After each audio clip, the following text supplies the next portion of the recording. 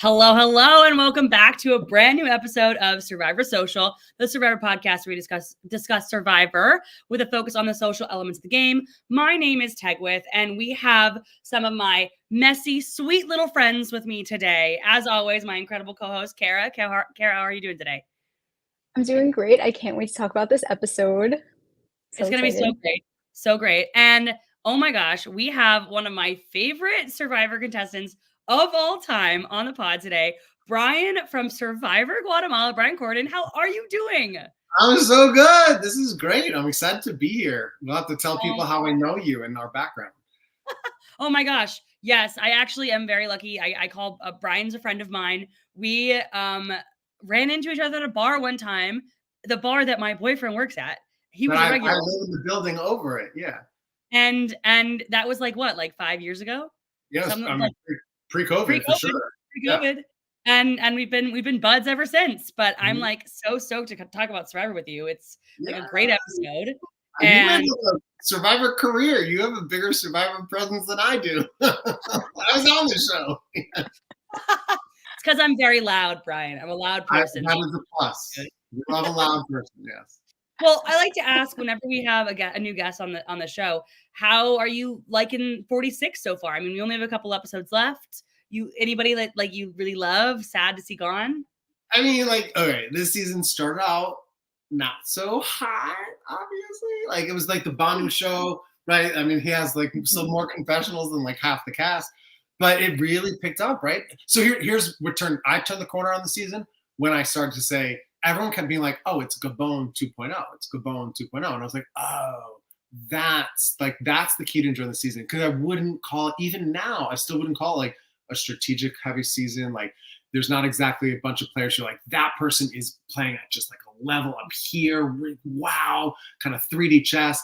It's really just messy and chaotic and a lot of lunatics. And if you go into it with that expectation, kind of expectation management, this is a season of just kind of crazy, then it's a lot of fun. And you're maybe not going to get the strategic nuance of, say, a Parvati, perhaps, but you are going to get a lot of fun, and that's worth it. Exactly. And I want to say the people in the comments are very excited that Brian is here today. Daryl says Brian Survivor royalty. Couldn't agree more. MWG says, OMG, it's Brian Corridan. What's up? The people love you. But I totally agree 100%. And Kara, I don't know if you agree with this, but I was telling somebody the other day that, you can't always be, the token sheens. It can't always be like a San Juan del Sur or whatever your token sheens in San Juan del Sur, your bar for like excellent season. Is that what that was? Maybe. Those are my favorites. No shade. I love people. I got Steven and Josh are two very good friends of mine from most seasons. But like, I'm not going to go out and say like token sheens and San Juan del Sur are the two seasons. And I'm like, this isn't like a token sheen. So I know. Those were the two that I was thinking about on the front of my mind for some reason. But they can't always be like the most strategic or like the best moves. Yeah. Some of them have to be fun and different because if it's always at a 10, if we're always setting it at a 10, then it's not really a 10 anymore.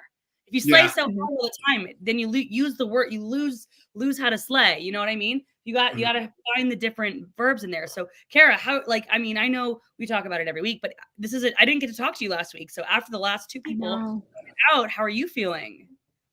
See, this season is just providing so much mess, and I think this is just what we needed. Like, we needed this mess. We needed all the drama. I'm loving it. I want to talk to you about Tiffany going though. I don't want to talk about it. Ryan, he was my winner pick. She's my winner pick. We're in the fantasy survivor pool, right? Yes, we're on the same group. Yeah. She's my winner pick too. Yeah. Devastated, really truly devastated. I did shed a little tear when she got voted out, but I think she's gonna kill it on the jury. And you know what, she was too good, and she had to, people knew that, and that they had to cut her. But that's what I'm saying to make myself feel better about it. Because now Ryan's winner still in. Who's Ryan's winner pick? Ryan's winner pick is Kenzie. Oh, I like Kenzie. So I love Kenzie. I support that. Yeah. And let me just say, and I know we'll probably talk about this later, Kara, Ryan and I were talking about this earlier. We were saying how we think is Jelinski the most prolific first boot? Because other than like blood versus water, when is a first boot brought up 3 episodes before the finale? Can we I do we know, count it's Reem crazy. in this? Oh, true, Reem. You're right. So I would say is it's Reem and Jelinski like up there as the most prolific first boots. And then I'd be remiss not to point out my good friend Franny. But that doesn't really count because it's 2 different seasons, right? True, So true. I mean, Mhm. that's great company to be in. Yeah. You know what And I mean? obviously, Long live Jelinski. James, of course, from Guatemala, obviously. Of course, obviously, from Guatemala. How can we forget? Well, before we dig into this episode any further, as always, make sure to like and subscribe to Forever Now on YouTube and Spotify. And as a reminder, we are live. So if you have a question, a comment, concern, and you're watching, make sure to put it in the comments. We'd love to see that you guys are here. We'd love to talk to you. That's why we do this. So, make sure to comment away. But let's dig into the episode. Okay, so we start the episode back at camp. Post-tribal council, Tiffany is up. I mean, not Tiffany, Kenzie. Tiffany's gone. Kenzie is upset. Brian, how did you feel? I mean, obviously you unfortunately, sadly, were voted out. But before that, was there any time that you felt like you were like really left out of the vote, like and you felt how Kenzie felt? No, I was in on everything. I went In to on- 4 tribal councils, so I survived 3 of them. I was out in my 4th tribal council. But in all 3 of the tribal councils I survived, I was like in on the vote and kind of knew where the vote was going. And I mean, the Brianna one was sort of a kind of given, but the Morgan and the Blake one, I had a kind of orchestrating role in those. So I felt, I came back from tribal council and be like, this is the best game ever. I'm going to win this game. And then I didn't. No. And I'm still sad about it. I'm still grieving it to this day. Now, Kara, do you think that that's actually maybe good for Kenzie's game being on the outs of a vote? Because sometimes, like Brian, like you said, like if you're on the high all the time, then maybe you're more easily blindsided. You know, if you keep winning and winning and winning, people are like, Mhm. wow, that person just keeps on getting it right and winning. They're never on the outs. Do you think that this might actually benefit Kenzie's game when we're coming to the end?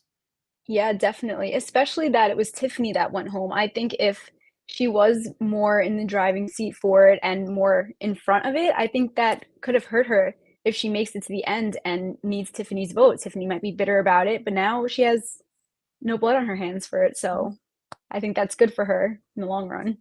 Absolutely. And like the other thing to think about is like I always was feeling when she was bringing up Tiffany's name, it was a little bit too early because Mhm. if you go for your number one early on, I think that paints a really big target on your back, and you really have to pull the brakes or whatever the saying is. Take your foot off the gas. That's what it is. Have you ever driven a car? Never, not once. I do New York. But I just feel like you have like a bigger target. Like I'm thinking like Gabby in David versus Goliath when she was Yeah. going for Christian, and then it obviously didn't work out because she was voted out instead. And so this might maybe end up being the best thing for Kenzie. What do you think, Brian? Yeah, I mean, this season really has been a huge focus on like credit building by voting out your number one. When did that become like the barometer of success in Survivor? Like you voted your number one out too early, to that same extent, I would point to Charlie and Maria who are still there in the final 6 because they haven't turned each other. And Charlie keeps talking about it, but he's waiting to pull that trigger to a more reasonable time, like at final 5 or fire making it 4. And everyone else is who's kind of axing their number one so early. It's like, well, what's your game plan for the next like third of the game? Who's your number one now? So Yeah. And you think about like we just came out of 45 where the first ever we had people talking about multiple number ones. And D, somebody who had 2 number ones, one of whom she brought to the finale with her, or she sat next to, Austin, ended up winning the whole thing. So obviously 46 and by the way, the other one she never turned on, right? She didn't vote out Julie, right? correct. He actually helped, I think. She Well, helped she Julie. with the idol by getting Emily out, maybe that episode. Yep. Mhm. So it's just, it's a very interesting thing. And this is one of the reasons why I love Survivor, because, you have pretty much a very similar layout, obviously different people, and the different people make the season different. It makes it different because a different grouping of humans are going to come out with a different end result, a different way to get to the end result. And that's why Survivor is still on the air, 24 years later, 46 seasons later. It's because even if you put the same exact people or same exact place with all of the same twists and everything with different people, it's going to be different every single time.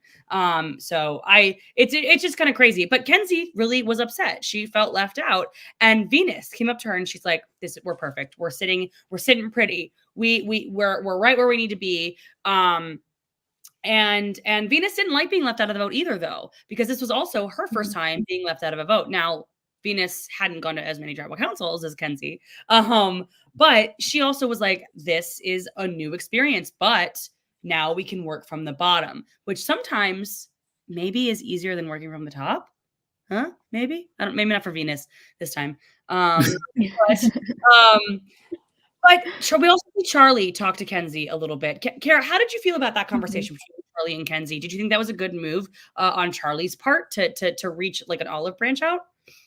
Definitely. I think that was the perfect move for Charlie to do, to create a little bit of a stronger bond with Kenzie and see where that can go. Like kind of what Maria did with Q, reaching out to the people that are on the outs, and it's working for Maria so far. So I feel like it's going to work for Charlie too. Yeah. How did you like the conversation, Brian, between Charlie and Kenzie? I like Charlie a lot. I think he's a smart guy. The edit really is kind of giving him a lot of narration, but at the same time, from the second person point of view, when we hear from Kenzie, you're sort of getting this reinforcement that he's at this stage anyway seen as Maria's kind of lapdog. And I thought that the way, at least it was presented to us on TV, was last week it was Maria going to Q. So this week when Charlie went to Kenzie, it kind of reads a little derivative of Maria's move last week as a great like boom, boom, boom. But I like Charlie. I think he's a smart guy. I think he's kind of not prone to the big move-itis that a lot of the other people are in this whole new era when everyone's just, guys, just chill out. I think Charlie is playing a smarter game, but a less flashy game, which, as we kind of know, isn't quite as rewarded these days. But I like him. Now, while we're talking about Charlie, because I do like a little TikTok like video. It's usually like 4 minutes long of like my immediate thoughts of the episode. And I literally use the words big move-itis or the phrase big move-itis because Charlie, I think, is doing the exact opposite where he's like, oh my God, look at that big move she's doing over there, way over there. And I am just here to ride along. Do you think, and obviously we know in Survivor is perception is reality, right? And that's is life, same, but Survivor is heightened. And when, I'm thinking about like Carolyn, for example. Carolyn in her confessionals, she always was like explaining what she was doing. And she's like, kind of like, I'm doing this to kind of make it seem a little bit crazier. And, but these are what I'm actually doing. But then the players didn't ever see that. And so they just kind of felt like she was putting on airs at Final Tribal Council. Do you see, also with you, Kara, do you see a way for Charlie to make up from that? Because literally, who called him a jester? Someone called him a court jester. Like, that's not Kenzie. a great perception to have, or not a great way to be perceived. You know what I mean? Yeah, I don't think that's great, but I think if Charlie's in the end, I think he'll be able to talk about his game and everything that he did. And I think he's doing a great job socially with everyone because he never comes up as a target. No one's ever throwing his name out to vote him out. When I feel like he should have been the target maybe this one because he won 2 immunities. He should have been a target back when he was the only boy on that tribe, the mergatory thing. Like I feel like there were so many times. Yeah, I feel like he just never comes up, and I think that's so impressive that he has these good relationships, and I think if he gets to the end, he'll be able to articulate what he did to stay in the middle and have, to never come up as a target so far. Yeah. Plus, he's got the law background, so he should be well acquainted with making a case for himself. Yeah, and Brian, do you think do you think if he keeps playing the way he's playing and just goes to the end and really spells out like, I knew what was going on the entire time. I used Maria as a shield, XYZ. Do you think that people would be like open ears listening to him and actually like believe what he's saying? I hope so for his sake. I mean, I think there's a lot to be said for the restraint in an era of Survivor where people overplay their hands. I mean, look at the last 3 boots going home with idols because they're that's an overplay of your hand, right? I mean, you think that you're safe, you're not reading the room, you think you can use it later. It's his restraint, although I guess you could argue that their restraint was not on their idol. But his ability to kind of not succumb to this desire to have these big move itis, I think there's something to be said for kind of the guy who has the most calmness in a season of chaos. There's something to be said for that, for sure. Absolutely. I totally agree. And here's the thing, Kara, to your point also, he is successfully pointing targets on other people. The fact that he also, I think it was him and Q, or maybe it wasn't, but they were saying how Venus was the threat at the challenges. I'm like, this girl has not won a challenge. She's gotten close a couple of times, but Charlie sitting right there has won twice. How is he not the threat? It's like crazy. That is crazy. And props to like good social bonds, but also having the strategy background to be like, oh my gosh, like really like doing a good job at pointing it at somebody else. Look at Maria's new number 1. Oh man, I wish that was me. Yeah. Cute, number 1.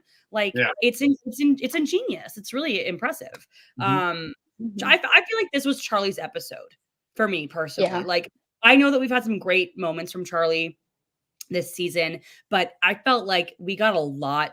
I said, I felt like it was like we got to see behind the curtain a little bit more about Charlie's thinking, and we got to see a little bit more of the gears turning this episode, and I absolutely adored it. It's clear the production likes him. They're giving him a lot of narration, a lot of confessionals. He speaks well. He's articulate. He can describe what's going on. He adds a tinge of humor. He's self-deprecating sometimes. So he's bringing the Swifties in. What's that? He's bringing the Swifties in. You know, you got to bring the Swifties in. Look at that. But yeah, it's clear the production is a Charlie fan for sure. Absolutely. And here's the thing, like, it's also fun. Like this kind of person is so interesting too, because he's also physical. You might not have thought he would have been physical to begin with, but he's also good at these challenges. And it's just like a very interesting character to have on Survivor.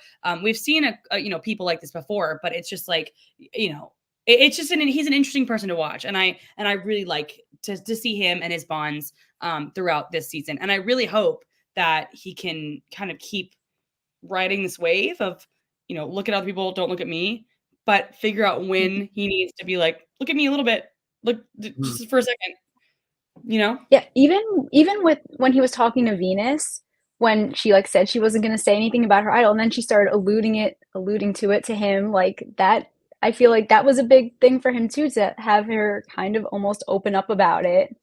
And then I'm sure that is why they voted her out.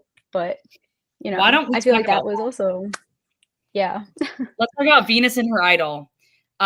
We saw Venus find it. We heard her say, she knew the island the best. She knows where Randon found it, and she also said she knew where Tiffany found it, which must mean that Tiffany told her at some point where she found it, because they were on a different beach. And she finds the idol, but we see that restraint from her a little bit. She's like, I really want to run off and just go look at this thing and go just learn all about it. But I'm going to be with these people so that they don't have this suspicion on me. And she even says, I'm not going to tell a single soul about this idol. And as people, the fans, we love it when people can keep idols secret. Like that is something that makes us so happy. But we see later on in this episode, she alludes to having something and then tries to like pull it back. Brian, I would love to ask, like, how do you feel? Obviously, this is the 4th person being voted out with an idol in their pocket. How do you feel about, idols and advantages maybe being used as a way to target somebody instead of actually, being used to save people, which, Guatemala first season to have a hidden immunity idol. So I would love to hear your thoughts on that. It's become a liability. I mean, I feel like if the second people know you have an idol, Sophie made a really great point the other day. We were chatting. She said, basically, if you have an idol, you need to go to tribal council with a mental checklist of whether or not you need to play. And on that checklist, it should basically say, like, okay, do people know I have the idol? Okay, if they know you have the idol, you should already be considering playing it. Second, Do things seem too easy? Right? Is there a distraction? Is there a sense of calm? Like they're just these things that you need to be aware of that are the dead giveaways that you should play your idol. Like, yes, I know you think that everyone's focused on Q, but so did Hunter, right? So did Tevin. Like maybe at this point, I mean, not that Tevin had an idol, but your blind side should not be as much of a blind side when there are these pretty obvious clues. I mean, first and foremost, that everyone knows you have it. Just burn it. If you found it once, you can find it again. Mm-hmm. Exactly. Huge. If you found it once, you can find it again. That is huge. We were talking about this the other day, how Ben had found how many in like 4 or 5, the Ben bombs? Like, yeah, that was a suspect season though. A little bit. Ooh, there's an idol underneath my bed. Yeah. You know what I mean? Like, it's what Christian and Vicky said. You know, if you know what you're looking for, it makes it a little bit easier to find. Like I know where I'm supposed to look. Mm-hmm. And so she found it. Now, Kara, I don't know. So a funny thing that happened. So I was in Chicago for the RHAP watch party yesterday, and it was 950 people in this auditorium. It was so big. It was the biggest one they've ever had. It was huge. Wow. It was crazy. It was like a whole theater. And after Venus found the idol, and she's now going along with, who was it? I think she was just with the group, or she was like looking with Kenzie, and she goes like, I am definitely gonna play this idol. Or she said something like, she alluded to the fact that like, I'm never gonna tell anybody about this, and I can't believe Tiffany must feel horrible that she played her idol, and you know, it must be the worst to go home with an idol. That's what she said. And the entire auditorium went, oh no. Like air left our bodies. We were like, oh no. In that moment, did either of you feel like we're gonna see somebody else go home with an idol? Because the 900 people in that auditorium were like, oh, this is gonna be a brutal one again. Yeah, Daryl just said in the chat a while ago, like as soon as that confessional went, it was like, oh, here we go. That's exactly what's gonna happen. It's brutal. Yeah. It was just, you know, and here's the thing. She really felt like her social game was good enough to hold on to it. And I feel like if you have that kind of confidence, I get why you wouldn't play it, but play it, please. I'm begging you. The thing is, I think a lot of people are afraid to play because it's a sign of distrust, right? So if you're Venus and you're now at Final 7, so Final 7's a crux vote because that's the 4-3 and that kind of determines going there. Right. So if Venus at this point thinks that she has Liz and Kenzie and Charlie, so then she thinks like, okay, well, I got my 4 and I played this out to Charlie. Like, don't worry about it. I'll tell you about some secret advantage up my sleeve afterward. What happens if you play your idol and let's say Charlie does vote with you, right? So let's say they had all voted for Q and you played your idol. Now you just look like you didn't really trust Charlie, but like, honestly, better to damage control that the next day than be sitting at Ponderosa being like, oops, I should have played my idol. Yeah. And I feel like how Venus has been in this game, that if she did do that, played it, and like they voted the way that they said they were, I feel like the same damage that she had like the rest of the game would have been like, it would have just continued, you know what I mean? Like people already don't like her. They're already like, she's already on the outs. I feel like how much worse could it get for her with these people? This season in particular, you can just be like, I'm not doing what Tiffany and Hunter did. So like whether or not you're voting with me, it's not happening. I'm not going home with this thing. So just like, I found it, burn it, let's go. Yep. And is that the move nowadays? Like we've seen 4 people go home with idols in their pockets.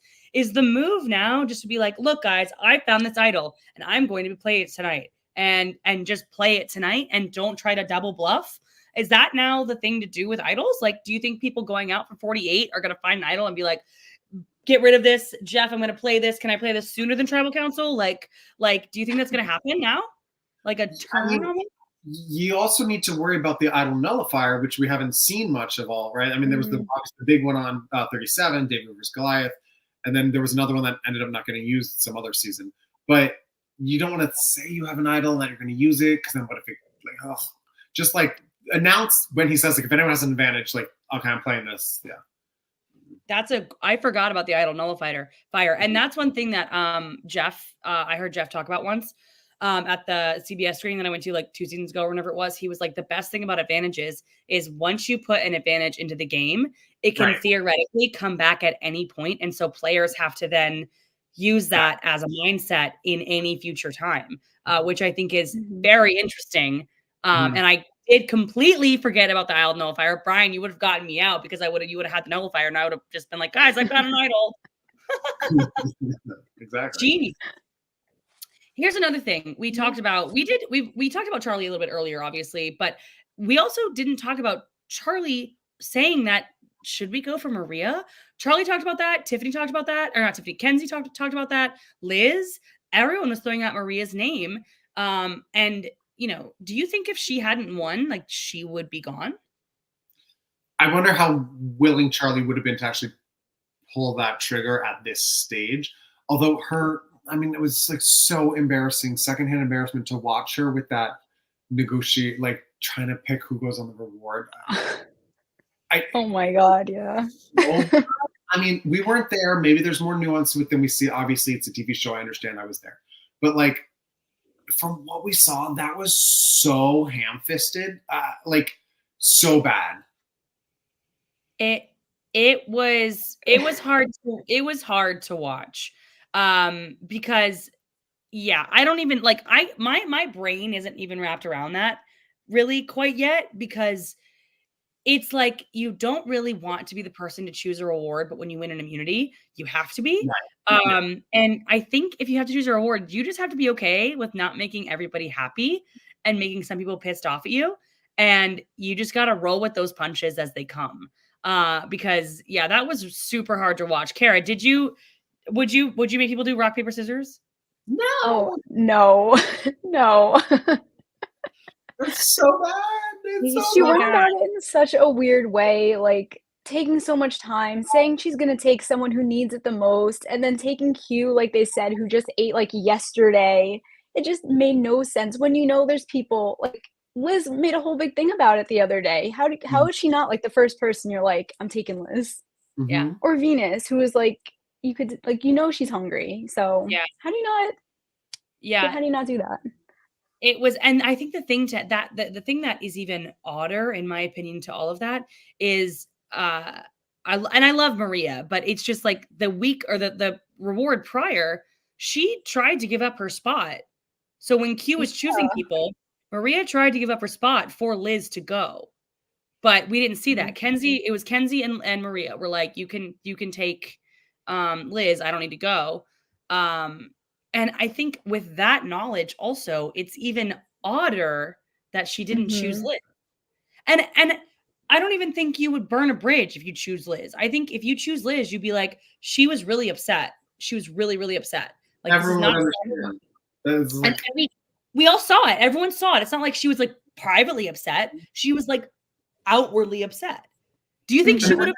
Not to mention already, both Charlie and Kenzie were all like, you don't need to take me, I'm fine. So like they're already don't care. Ben's already on the ward. So who are you gonna piss off? Like Q, who has no one else to go to anyway? Like wait. Yeah. Okay.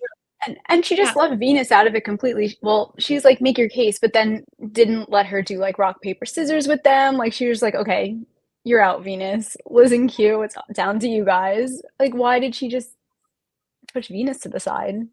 And it's just a very odd moment, very odd choice in that moment. And I will say one of the things, so Venus talked about how, like Maria talks about like, how she's a mother and, she should take care of people. And that's always kind of like a double-edged sword.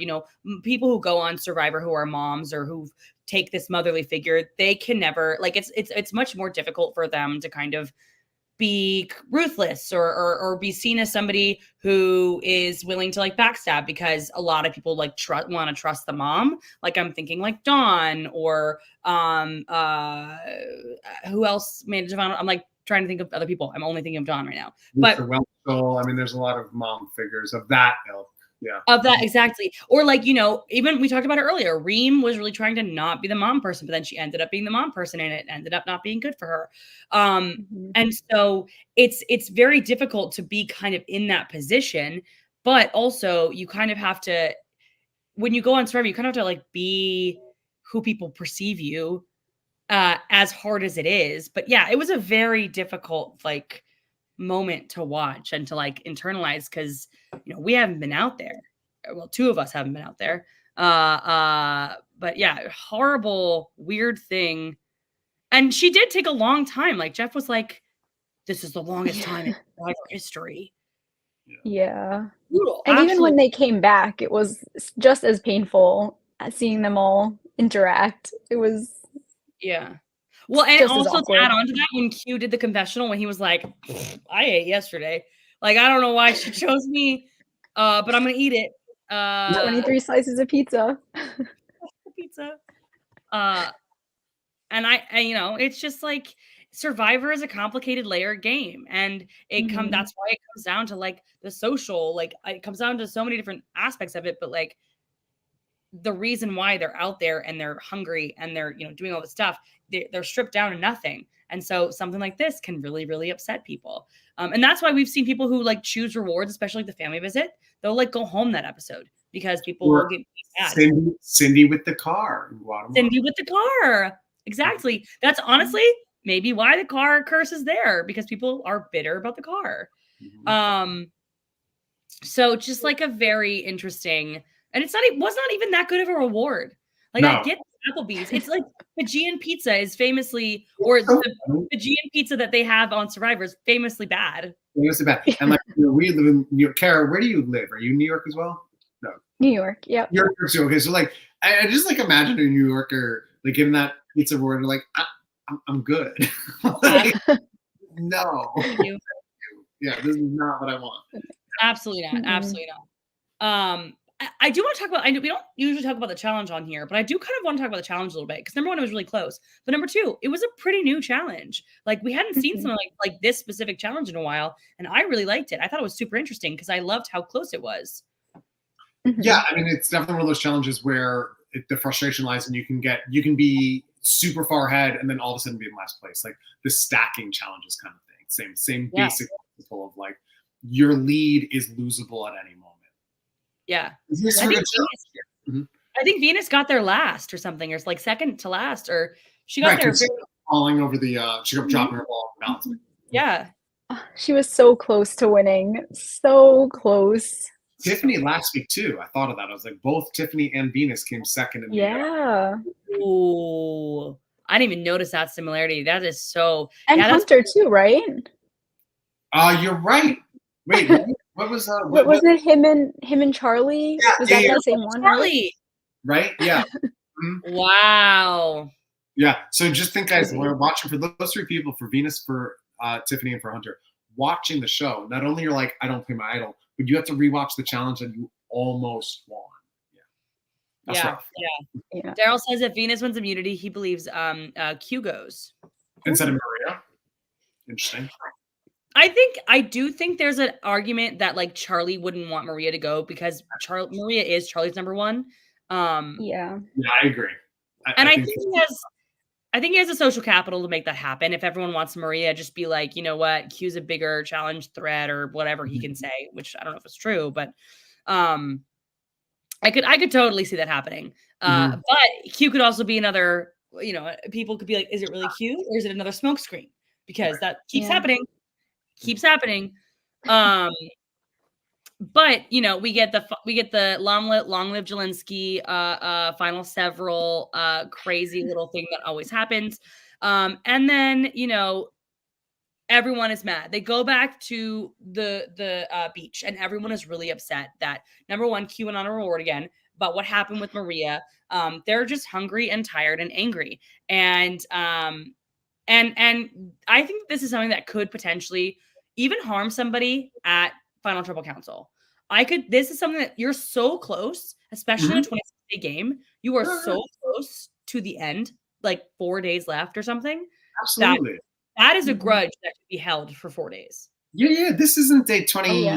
out of a 39-day season. We're like, that happened 19 days ago. You're like, this happened 5 days ago. So this is mine. Yeah.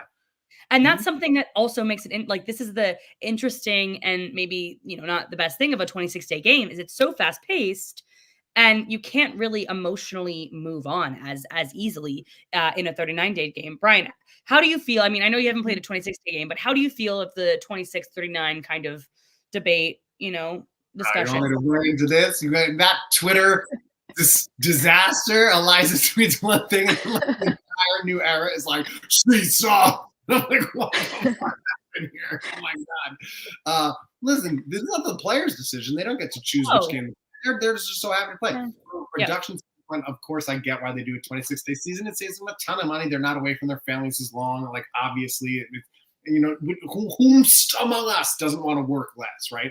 So like I get it, but yeah, and like, do I think most viewers know the difference? No, I don't think most people ever have a sense of what day it is anyway. But I'll say, all I can speak to is what I played. My 15 days in the game.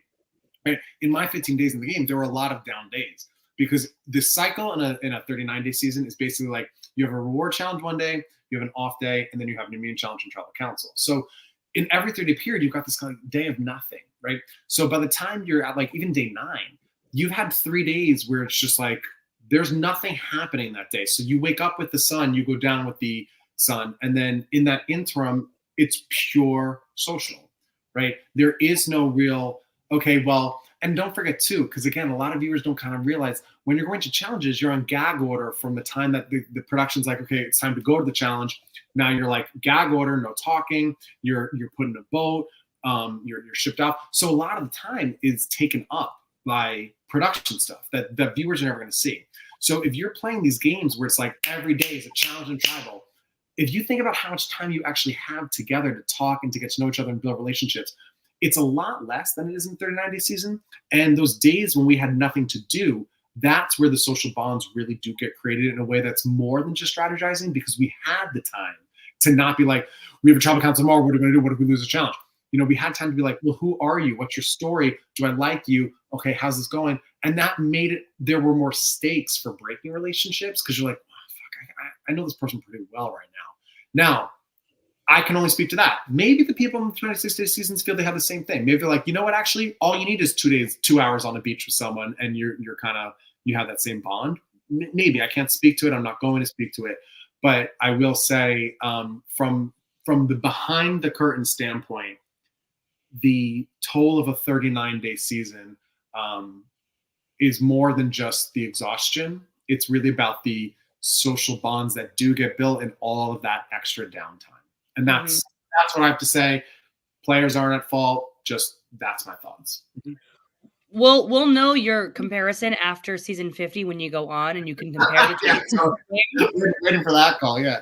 Yeah, you can compare the 26-day game. I mean, I'm pretty sure somebody said earlier that your name and Rafe's name came up on like the RHAP discussion of going back on season 50. If it were like an American Idol vote, like Second Chances vote, I'd be on that phone being like, Brian. I love it. Brian. I love it. We should talk. How is up there? You said no. I wouldn't care, Brian. Brian. Hashtag Brian. How was Chicago? Must have been a nut house of like pre-gaming. All these like. Yeah. It's so funny because again, like I've been around since 2005, so I have been in the Survivor community for 19 years. So, everyone else, these new era players, I'm like, you guys are in for a ride. Now, I was never even worried about being in contention for like all-stars or second chances because Guatemala was already a forgotten season. I was a pre-juror. The next returning season wasn't for like 2.5 years after I was on anyway at Fans versus Favorites Micronesia, right? So this was not something that I was like personally invested in, but I had a lot of basically everyone in my Survivor chat except for Charlie, Steven, Franny, all these people, Eliza, Sophie, Jesus. They've all gone back on the show, right? So they were all part of these, someone's calling, like I've got the phone call, and I'd see them go through it, and I know what it's like for them to be like, I was called back, now I was cut, now I'm called for this season, now I'm cut again, and now I'm just watching all of these new era players. I'm like, you guys, first of all, 60% of you have no shot, period. So like, just understand 60% of you are off the table, forget it, but you're now invested, right? So you were like, but maybe, but what if but if I go to this, but if I talk to this person, but if I'm friends with this production, it's like, guys, it's a business decision. It's a business decision. That's what this is. This is a business decision. Who wants to see the 7th juror from 19 years ago? No one wants to see that. The seventh preacher from 19. No one wants to see that. You know what I mean? So I'm just watching these people. I'm like, oh, bless your hearts, you guys. I hope for your mental energy, you are prepared for what this does to people who are in contention, and maybe even worse for the people who are like on the fringe of contention, because they're like really hoping that like maybe it'll happen. And especially if like all they do is season 50. And now if they're pulling from the pre-40 era of like, what are they going to have? 20 slots at most, unless they surprise and like suddenly they take more than 20 contestants. Guys, that's, and if they're pulling from all the 40s, that's 180 contestants. So many people. Or It is 162. so many. It's so many people, and it's like it's so interesting because there were a lot of people who had been on Survivor that were at this thing because I mean, obviously just announced, and they also have a year, 2 years to cast this. They've got 47, 48, 49, which hasn't even aired yet. Yep. So there's like filmed yet, yeah. Not even filmed yet, yeah. So I mean, there's even somebody who's probably hasn't been cast for Survivor yet, who will maybe end up on 50. It'll be like a Russell kind of situation where, I'll tell you what is going to happen right now. So let's say you are, I won't use any names. Let's like a hypothetical contestant. Let's say you are a hypothetical. Let's say you are a like white gay man, right? Let's say you're a white gay man who has been on from like 41 to 46, right? What happens now is you watch the cast list come out for 47, 48, and 49. You're like, who's the white gay man? Right? Like, I want him to get out early because like he gets farther, that takes my spot out, right? Yeah. So all these players now, their eyes are on the players who are their archetype, who are going to now take spots away from them. So all these players right now are going to watch for 47's cast list and like, who the fuck looks like me? Who's like me? Who's like me? I want them out early. That's what's going to happen. That's so true, yeah. Recency bias is absolutely a thing, and so you'll have the people on the later seasons, people on 41. And Xander was at the event the other day, and there was a thing on Tuesday night, and I was like, there was somebody that was like, everyone was talking to this person. I was like, who is everybody talking to right now? Like, what is going on? He cut his hair. I did not recognize him at all. I was like, that is a random person over there. Who it was Xander. But I guess I just am like a child who does not have any kind of permanence thing where hair is gone. It doesn't exist. Really took me a second. But let's talk about tribal council. So we have all of this stuff happened, and let me just say these tribals have been so good. Like I think that hold on before we talk about that. Twizzler people in the house, yay, nay, Twizzlers. Yes. Stop with this funny shit. Stop with the Twizzlers. Stop with the popcorn. Like, cut this out. Stop it. It's so weird. It's so weird. Snacking. I love Jeff. Jeff is great. It's giving when a little kid makes you laugh one time, and that little kid is like, oh my God, if I do it again, you'll laugh again and it'll be great. And then this little kid just like keeps doing the same thing over and over again. And you're like, okay, it was really good the first time. But no concept of funny once. Funny once. Funny once, and then you can leave it. And he only can give them one, just one. It was such an odd moment. Like, get out of here, we're at tribal council. We have business to do. Honestly, what would have been funny? It would have been funny if he pulled out the Twizzlers and was like, I have these Twizzlers. I love to eat Twizzlers. Would you guys like some? Because I'm going to give them to the jury, and then walks over and gives them to the jury, and then doesn't give any to the players. That would have at least been different. Yeah. It would have at least been different. They should have a snack too watching it, right? If Jeff has a snack, what about the jury? They're the one that has to make this big decision. They have to think about it. Yeah. So obviously Venus gets voted out. It was everybody except for Ben and Venus voting for Venus. Ben voted Kenzie and Venus voted Q. Let's talk about the Kenzie vote. Were you guys shocked by the Kenzie vote? Because I was. Yeah. I was so confused, especially coming from Ben. I feel like we were supposed to think they're close. I was shocked that it was Ben. I thought it would have been Maria maybe or anybody else. I get why they did a random name, right? Kenzie and Venus were not in the 5 that they had decided were the 5. And what if Venus has an idol? What if she plays her shot in the dark and it hits? You have these two what ifs, and then that way it's tied between Q and Kenzie, and you can revote and it be Kenzie. Happy that didn't happen. But there is a possibility of that. I just don't understand why it was Ben to do it, because I really felt like this whole time, the reason why they showed that Ben and Kenzie bond was because they were going to be super, super close and, have like this super bond. And even if they didn't work together all the time, that they were close. And then Ben's the one that voted for Kenzie. It was shocking to me personally. It was a bit reminiscent of maybe seasons like 41 or 2 or 3, where there were a few seasons of the early era of this new era where the editing was really bad, like really bad. And they fixed it. But like 44, 45, and most of 46, I was like, did you get a new editing team? It's way better. Maybe it's the 90-minute episodes. I don't know. But that particular aspect of this episode, I was like, yeah, this feels like the 41, 42, 43. I'm like, wait, what? Like, this was never discussed. What happened? And you don't want to leave your viewers being like, wait, huh? What? And by the way, why did Kenzie vote for Venus? Where did that come? And then Liz voted for Venus. Like, it was poor. And they'll take some explaining at the beginning of the next episode, and it'll solve all the problems. But I haven't felt confusion over a vote in a few seasons. And I'm like, oh yeah, this was why like 41, 2, and 3 maybe weren't so great at times. Yeah. And the other thing that was weird to me, sorry, go ahead, Kara. No, I was gonna say, like, I agree. I felt like going into it, like, okay, we kind of thought Venus was gonna go because of all the lead up with the idol and everything. But also, I also kind of went into it thinking maybe she's not, because getting Q out makes sense. It makes sense to weaken Maria. And they didn't talk about any other plan really besides this plan. So I was like, I guess this is the plan. And then it just wasn't in the end. So yeah.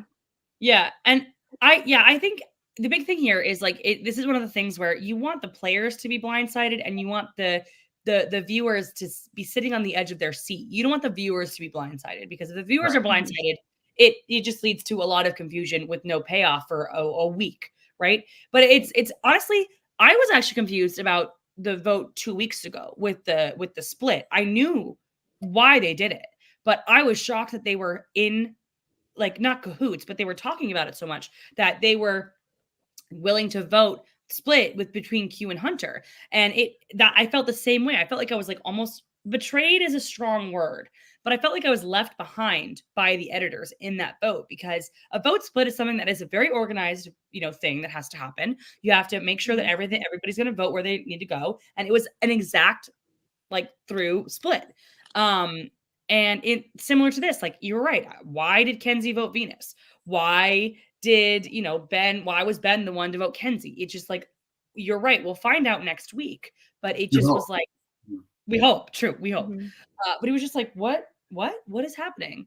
But I will say, I want to say, very interesting kind of like split we've got here. There's only one Nami left, Liz. We have 2 Yanu, Kenzie and Q, and 3 Siga, Charlie, Ben, and Maria. I'm shocked that that's the breakdown of the tribes. I mean, don't go into the merge with the numbers, people. News. Yeah, I can't believe there's still 3 Siga, and that no one's really trying to break that up. And then no one sees you talking at all about, they're like off the radar, and then no one's really noticing like well, they talked about this episode, right? Marie's like, no one seems to be noticing that you and I, Charlie, have like voted the same together every episode. Yeah. It's just wild. And I do think that we'll, like, at some point, I would be shocked if Maria, Charlie, and Ben go to Final 3 together. I think that would be bonkers. But here's the other thing. I kept thinking that Ben was going to be the one going the last couple of episodes. For some reason, I just like felt it for a little bit. But now I'm thinking, is there any benefit to getting Ben out at this point? Now, granted, we have the edit that we're watching, and he's not getting a huge edit. So if we're like thinking of it that way, we're not seeing a lot of him. But why would anyone vote for Ben right now? Because I just don't think that he has a compelling argument to win at the end. No, he doesn't. And he's also not like, you don't vote for Ben to weaken someone else who has immunity, because he's not really like, if you're trying to weaken Maria, you're going to go for Q, or you're going to go for Charlie. If you're trying to weaken Charlie, no one's really thinking Ben has anything to do with Charlie. So Ben's sort of, as I think Daryl says in the chat, like skating by to the final, because like he's just a waste of a vote. In some ways, so is Liz, actually, right? Like, what's the point of voting on Liz? Yeah. And honestly, Mhm. up until about last episode, 2 episodes ago, that's what I was thinking about Venus. I was like, what's the point of voting out Venus? I mean, she's causing chaos, but she's not like, and so that's why things can change. Like up until last week, I thought that Venus was going to be a 0 vote finalist. And then Mhm. last week I changed my mind. I was like, I think she's, doing something. So, what's going to happen with that? But it's just like a very interesting dynamic there because I really think that like Ben might make it to the end. Pardon me. Yeah. We're at the end of the episode. Before we go to the commercial, I would love to know, is there anything that we did not discuss about this episode that you want to talk about? A move, a moment, a funny little like thing that, you recognized? I think it was pretty solid. I mean, it was a big episode for Charlie, Kenzie, and Venus, and sort of a downfall for Maria in a way that makes it seem like it's hard for Maria to maybe win just because I think people don't like her. Yeah. From what we see, maybe they love her, but the edit, I think that people are not maybe thrilled with Maria's social game. Mm-hmm. I think you're probably right. Yeah, I agree. Kara, anything you wanted to make sure that we hit?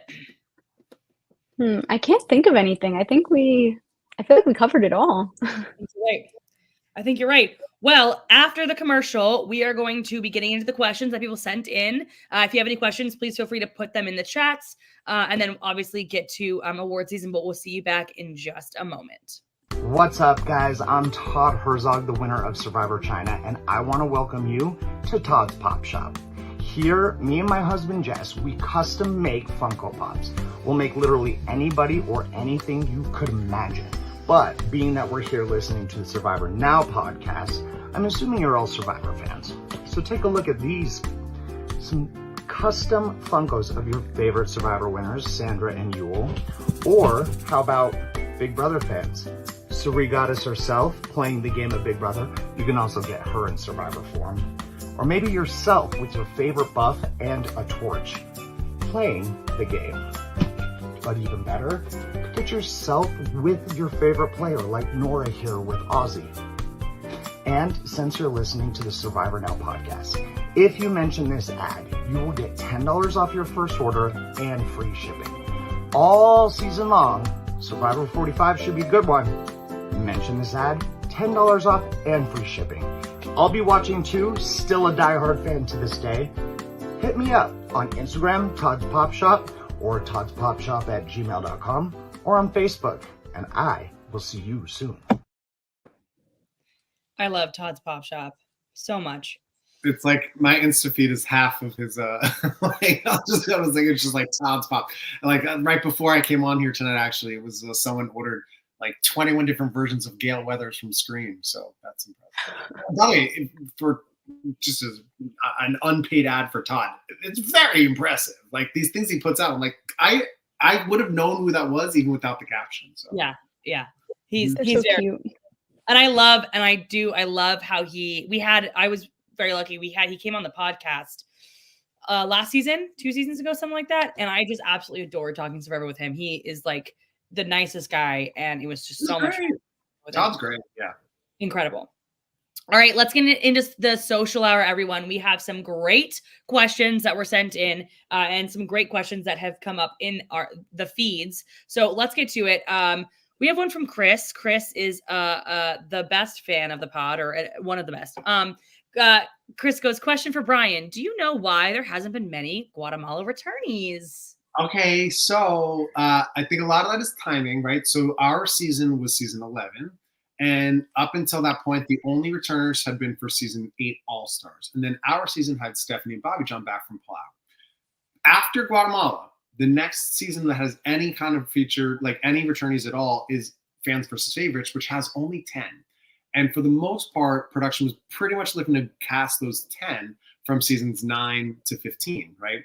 And then you got 5 guys, 5 girls. And Guatemala kind of at that point wasn't in anyone's mind because it was 2.5 years after Guatemala had aired. You had bigger seasons like Cook Islands after that and China, right? So you had a lot of really big characters.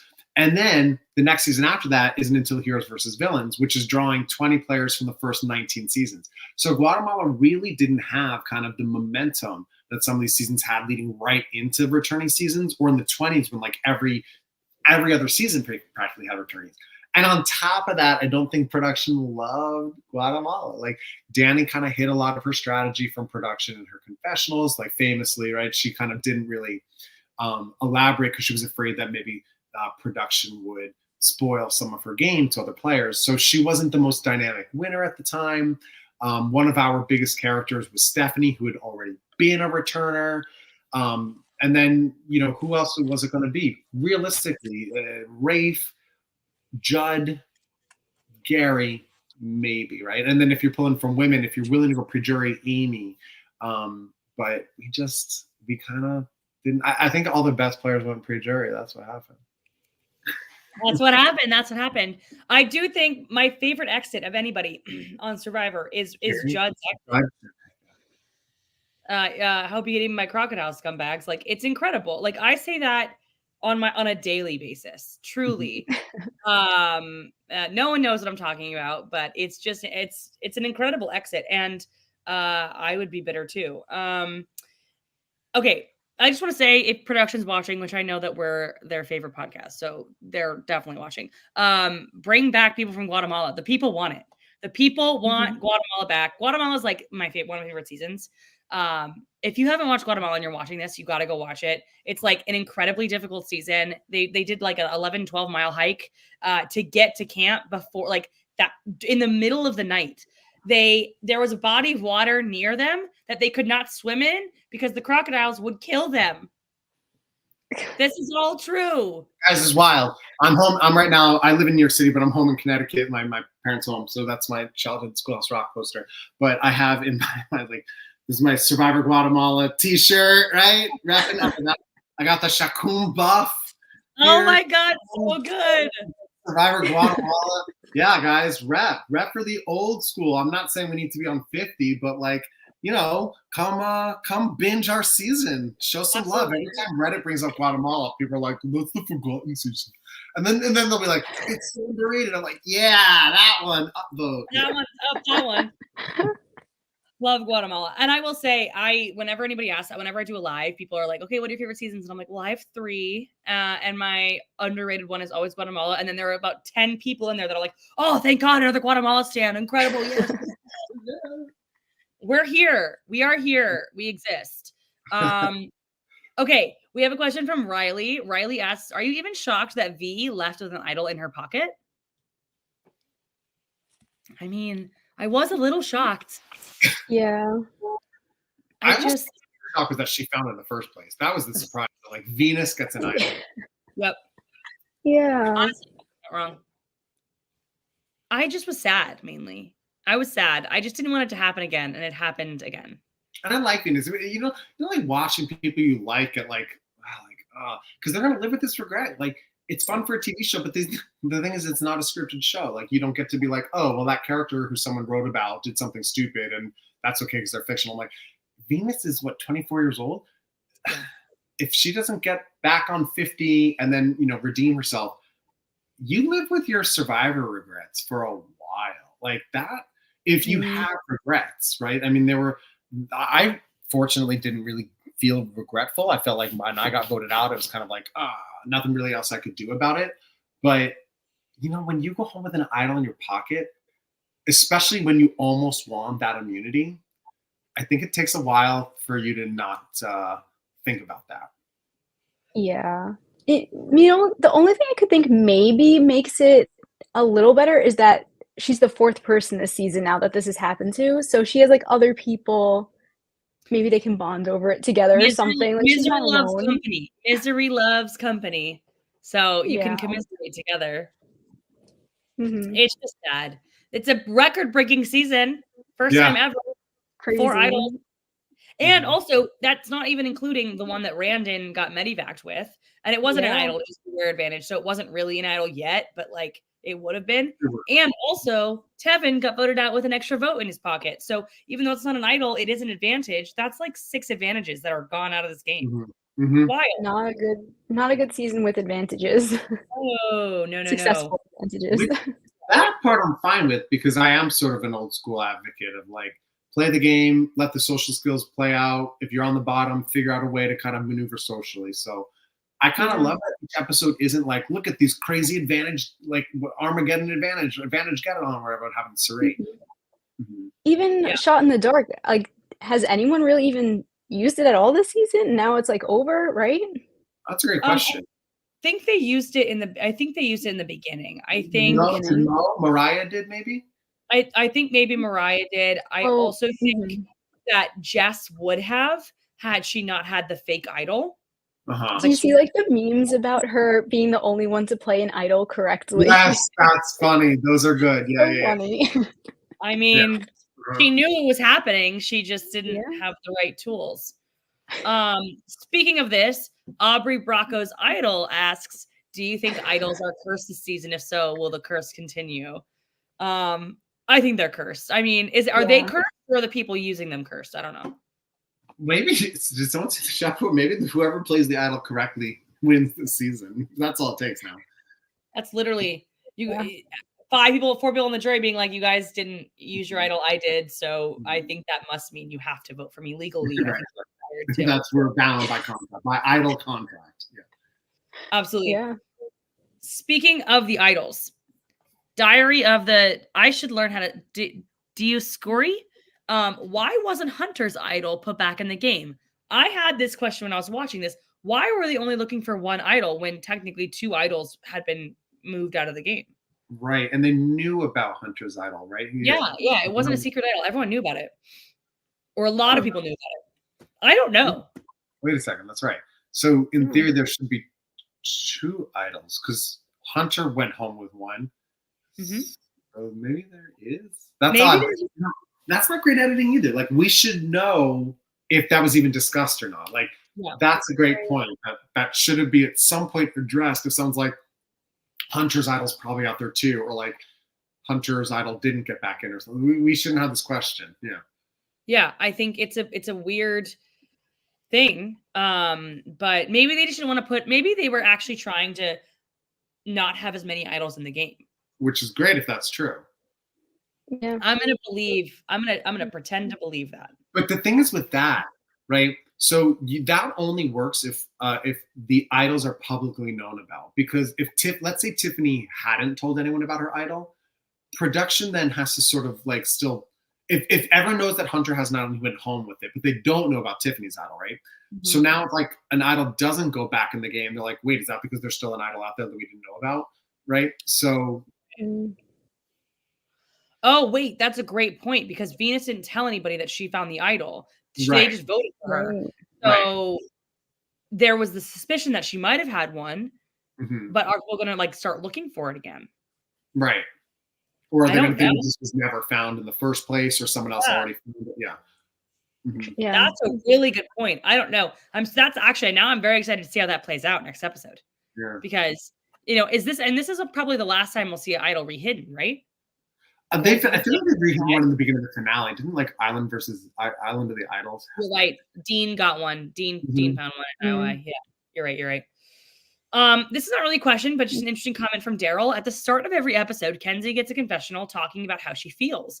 That feels like a winner's story edit. And I just would love to hear your thoughts about that. And Brian, do you follow the edit in terms of like a winner's edit kind of thing? Yeah, absolutely. I do. I look at the show through that lens for sure. I mean, I do think Kenzie's getting an outsized edit in terms of her impact on the game versus the amount of time we spend with her. And like, she hasn't really run any votes, right? I mean, she hasn't sort of been anything on. I mean, to her point, like wanting to get Tiffany out to make a move or something.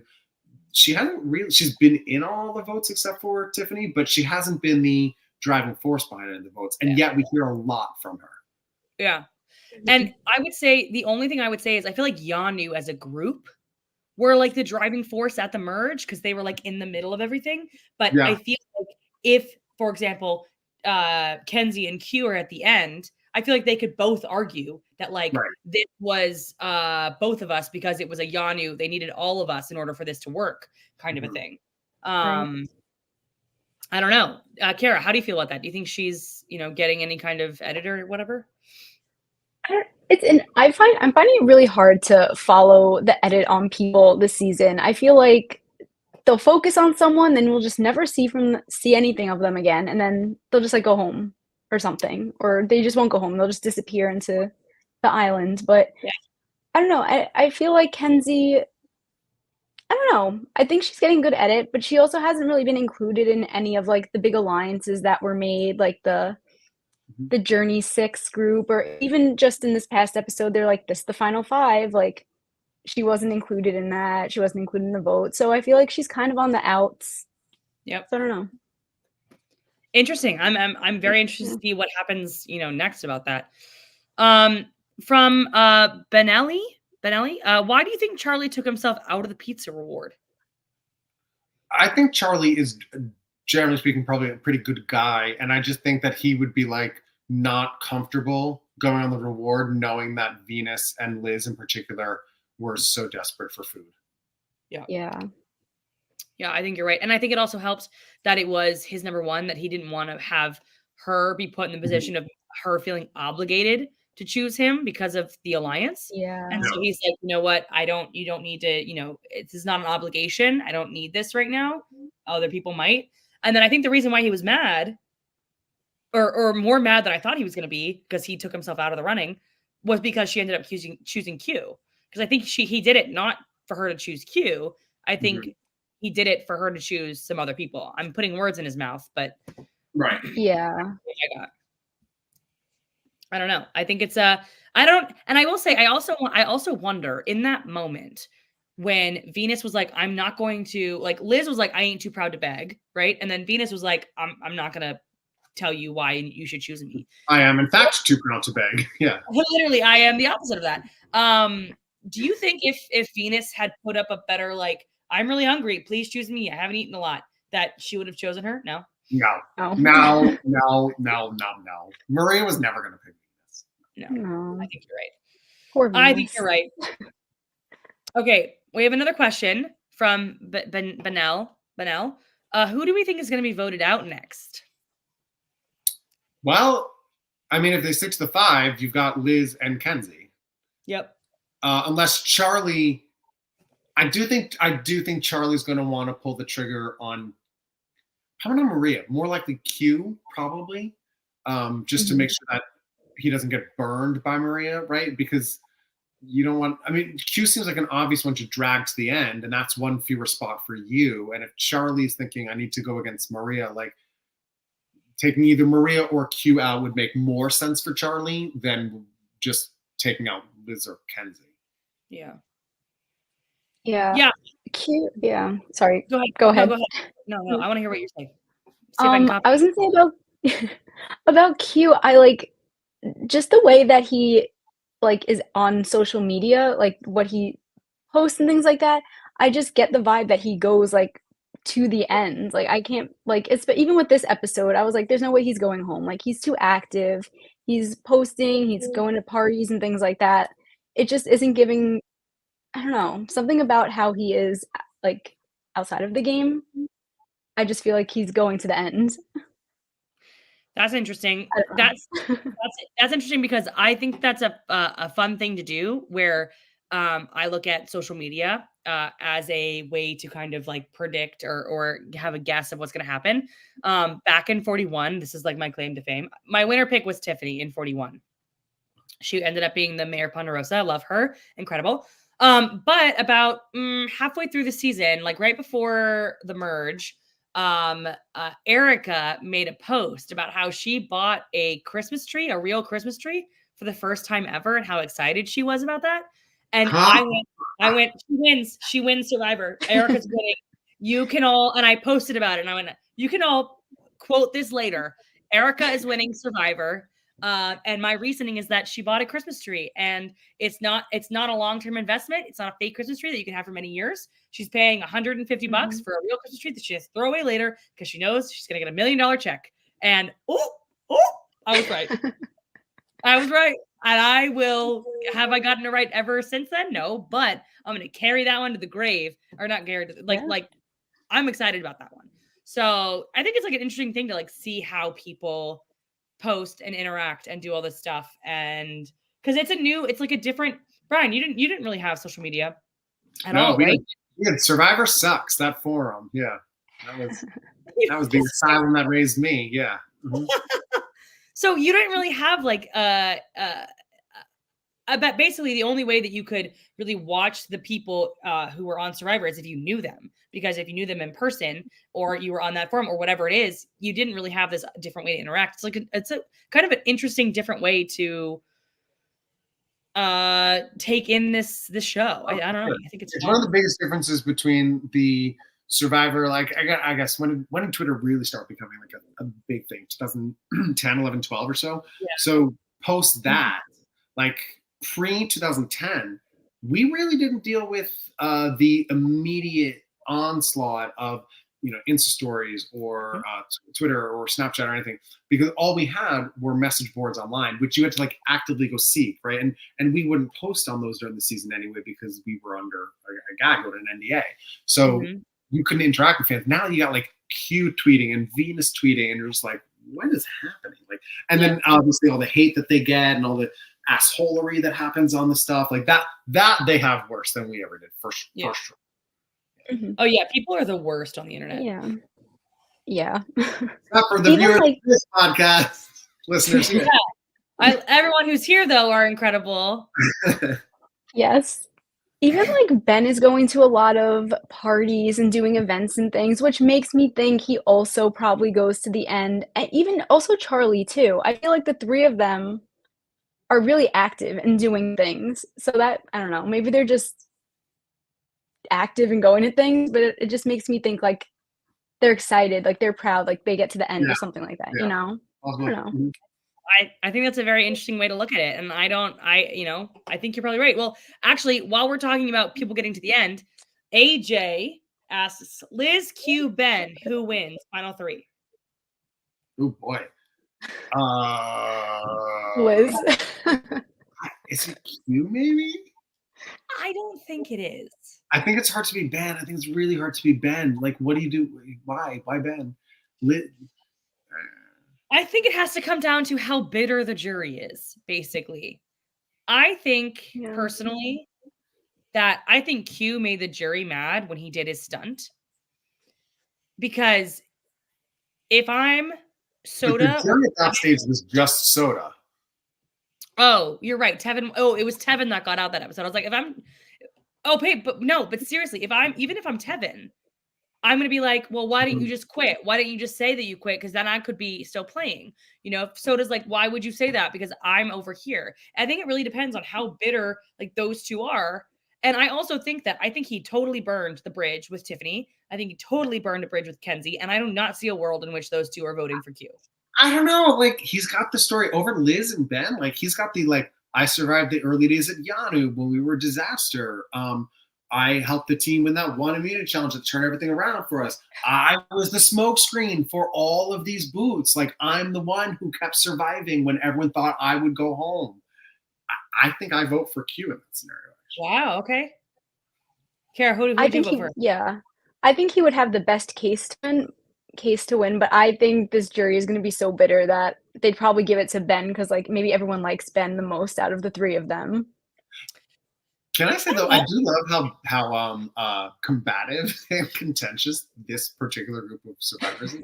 Like, as opposed to, there's been kind of a movement toward the lovey-dovey kumbaya survivor, and that's great for them on like a human level, and as for their emotional intelligence was great.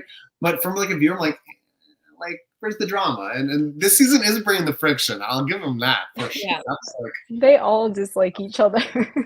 And they seem to kind of still like even possibly. I don't know. Maybe they've got secret group chats where like, everyone thinks we hate each other.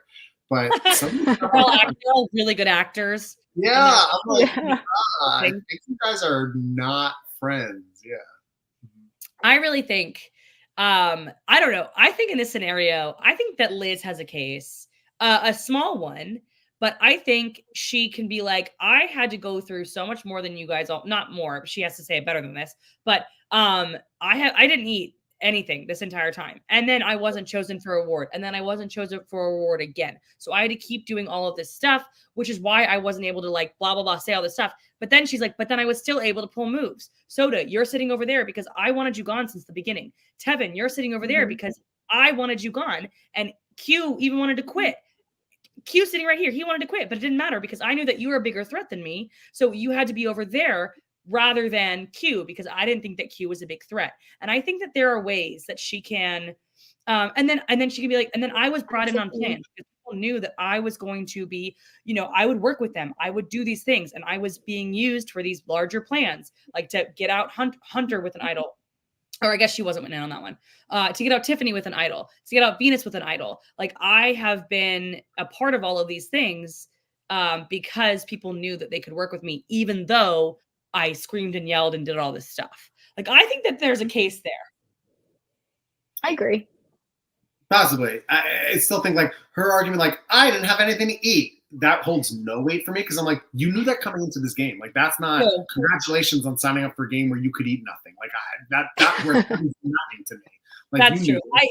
I don't think that would pull on, and I think it would have to be this a one, like if there's one person on the jury that she could like if she knew that like oh man, this person, she was really struggling and they felt for her this entire time. The only way that I would add that in there is if, you know, there was one person that was like, I know that they'll appreciate this, but I think you're probably right. Like, I don't think it would hold a lot of weight for the better argument is I got rid of Soda, I got rid of Tevin because I mean, for me, if I had been the jury, my juror vote would be based on who had the biggest impact on the game. So I could give two craps if you couldn't eat coconut.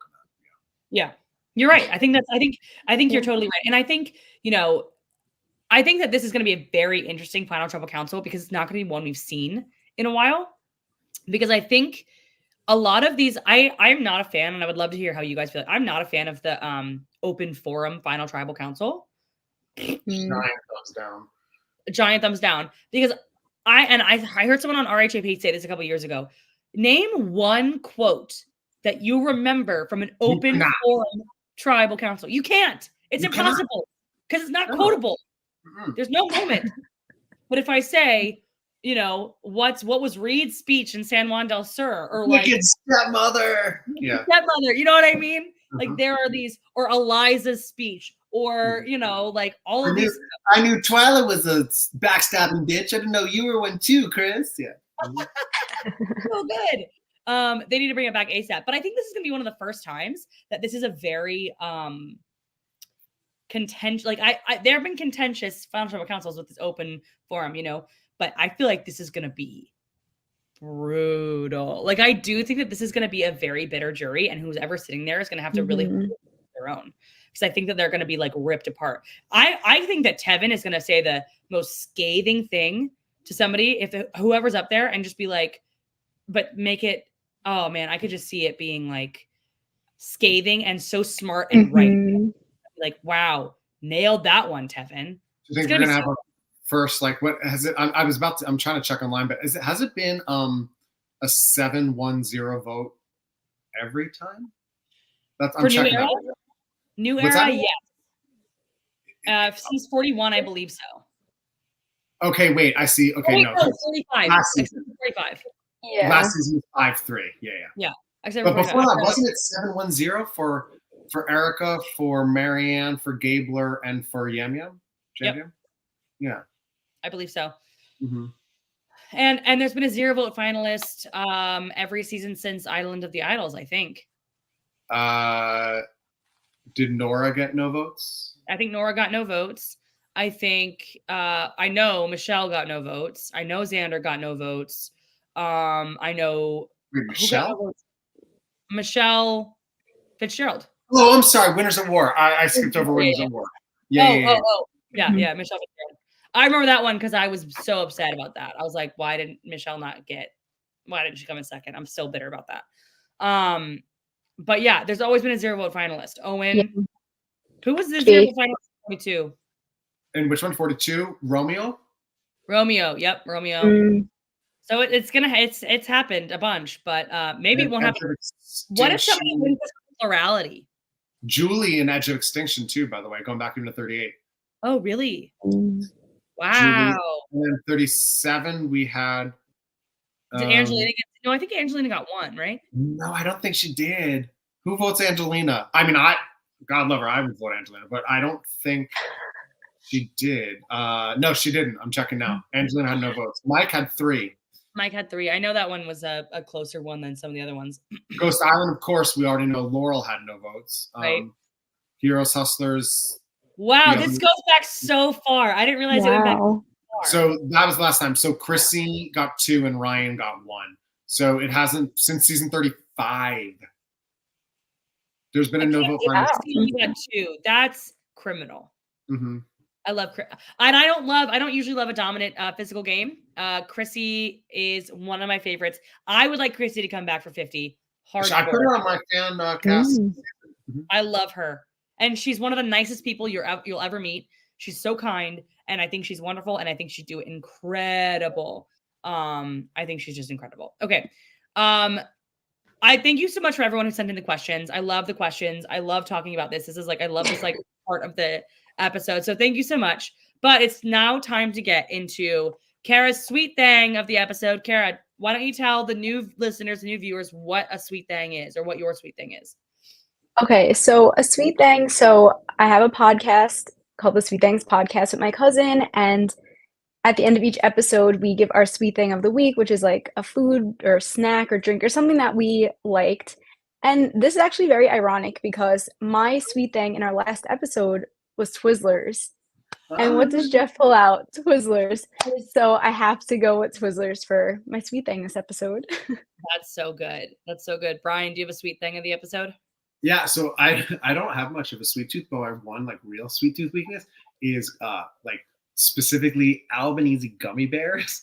So they're really delicious. They're super juicy and like really fruit flavored. And I have a like a giant jar that I just like pour a 3-pound bag into and just constantly refill it. So that's like my survivor snack is just like gummy bears. Yeah. Love that. I want to say, I think it's so funny. So I love that like they're making this thing now where like popcorn is a snack of Survivor, because I don't know if you remember, I think a couple of seasons ago, Jeff in Tribal Council said, it's Wednesday night. You're sitting on your couch. You've got your donuts. And I go, Jeffrey, who is sitting and watching Survivor with a bunch of donuts? And I do remember that. Yes, it was super weird. I quote that all the time. I think it's such a weird thing that he said. I think he must have meant to say something else, because who watches Survivor with a bunch of donuts? It's 8 p.m. Time for donuts. Yeah. Time for donuts. But I do think that is, I know that wasn't really like, I just like Jeff eating a snack. It's like the Survivor snack for me. It's going to be the Survivor donut. The Survivor donut, because that's just the weirdest thing that Jeffrey's ever said, and I stand by that. So now the last thing that we talk about in Survivor Social is our Social Butterfly Award. The Social Butterfly Award is who we think did the best socially this episode, and we mainly focus on this episode, not overall in the season, because it can change episode to episode. And I think that we saw a lot of interesting social dynamics this episode. Kara, do you want to start with your social butterfly of the episode? So mine this episode is Charlie. I feel like that is almost a given. I feel like he just is navigating so well, not being a target. Like, again, this would have been a great time for them to target him after winning 2 immunities, coming close to winning like every single time. And he just is so under the radar. He really pushed the Q and Maria narrative, and people are like, yeah, that's her number 1. So I think he is doing great socially. Yep. Brian, do you have a social butterfly of the episode? Yeah, I think it was obviously Liz. I mean, she's just so everyone loves her. No, I'm kidding. It's clearly Charlie. Everyone chooses her.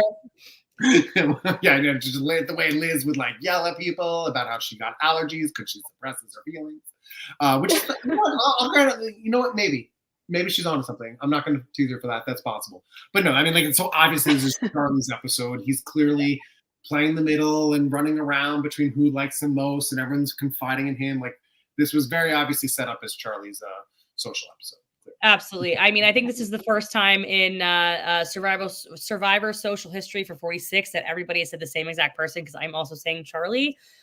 He killed it. I mean, he knew when to talk to people. He knew when to talk to Kenzie. He knew when to talk to Venus. He got the information out of Venus. That was a very key thing. And even though it wasn't 100% the information, that's all you really need.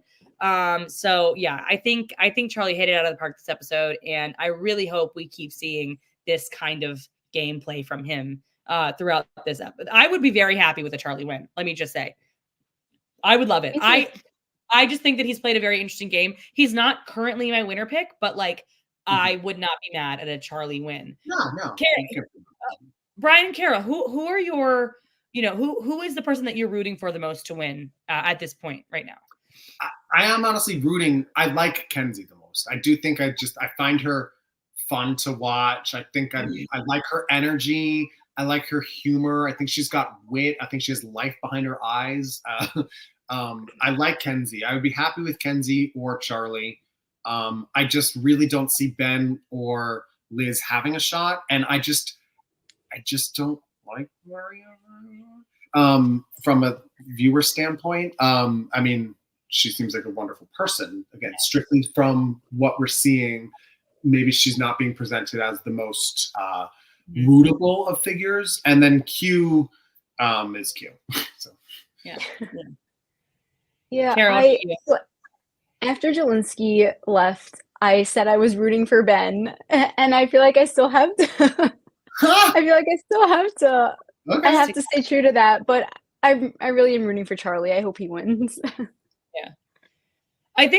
I will say, I think this is maybe one of the first times, and it's not because I don't really like this cast. Like, Brian made a very good point that everyone who is watching this should remember we are seeing a very highly edited version of what happened out there on the island. We're seeing edited versions of their personalities. We're seeing not the whole picture. They are full human beings who are not just Survivor. They are a lot of other things: mothers, sons, daughters, sisters, whatever else, dads. So, we're not seeing the whole person out there. But I will say this is one of the first seasons that I'm watching in the new era where there are some people that I don't really want to win. Like in 45, I would have really been happy with pretty much anybody winning. Like in 44, I also would have been pretty much happy with anybody winning. 43, not so much. 42, again, like I probably would have been more happy. Like I was very happy Marianne won. I probably would not have been as happy if Romeo had won, but you know what I mean? Like, but this is one of the first times where I like Q a lot. I don't want Q to win. Like I think it's just Q right now. Because I think I could be happy with anybody else winning, but I just think that if he's just like kind of so chaotic that I just don't know how I would feel about a Q win. But I feel like I can't say who I think is going to win, because whenever I do, you damn them. Yeah. Even though this happened a year ago, but I don't know. I think we've got an interesting 2 episodes left of the season. It's gonna be juicy and so good. I want to thank everybody for tuning in and watching and commenting and talking with us. But specifically, I want to thank Brian. Thank you so much for coming on to the show. It's such a pleasure to have you. I mean, and like I said, we're outside this, so this is just like a funny, like, we'd have these conversations anyway. Yeah, absolutely. It's just now recorded. But where can the people find you? Are you doing something that you want to share? Or you want to share your socials? Where can the people SAT prep? If you have any cousins who need SAT prep, call us. No, I mean on socials, yeah. It's Twitter, I'm Brian Corridan, because Brian Corridan's taken. And thank you, Daryl. And on Instagram, I'm Brian Corridan. So whole name there. Yeah. Whole name there. And Kara, as always, where can people find you? Yeah, you can find me on Instagram at Sweet Things Podcast. You can listen every Thursday wherever you listen to podcasts, new episodes, or on Instagram at XOX_Kara.